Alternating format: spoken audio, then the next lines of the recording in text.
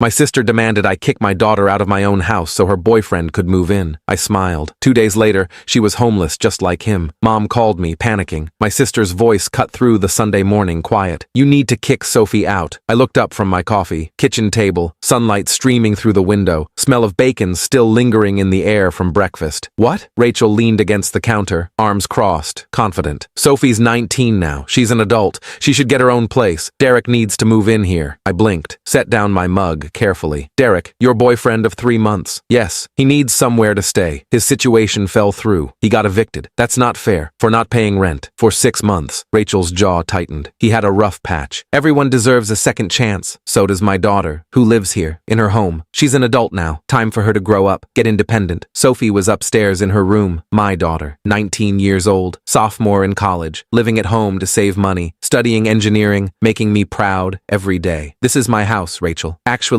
she smiled, cold, calculated. It's Mom's house, and I already talked to her. She agrees with me. Sophie needs to move out. My blood went cold. Everything stopped. The house was in Mom's name, legally hers. She'd bought it 20 years ago when she and Dad were still together. Let me move in after my divorce 7 years ago when I had nothing. Paid the mortgage while I got back on my feet. I'd been paying her rent ever since. 15 years total. But the deed was still in her name. I'd never questioned it. Mom said you'd kick out Sophie, her granddaughter. She said family helps family. Derek is practically family now. We're serious, and he needs help. I gripped my coffee mug, knuckles white. He's homeless because he's irresponsible. He's 34 years old and works part-time at a gas station. Her face flushed red. You're so judgmental, so high and mighty. This is exactly why Mark left you. This is why you're divorced. I felt it, that familiar sting, the carefully aimed words designed to hurt, to make me feel small. I stayed quiet, breathed, counted to 5. Fine, I said, voice calm. Let me talk to Mom first. Rachel smiled, victory already in her eyes. She's expecting your call. I called Mom that afternoon, 3 o'clock. Sophie was at her study group. Hi, sweetie. Did you tell Rachel I'd kick out Sophie for her boyfriend? Long pause. Well, Rachel did mention that Derek needs help, and Sophie is an adult now. She should be independent. I'm paying you $1,800 a month to live here. I know, honey, but Rachel's really struggling right now. Derek's a nice boy.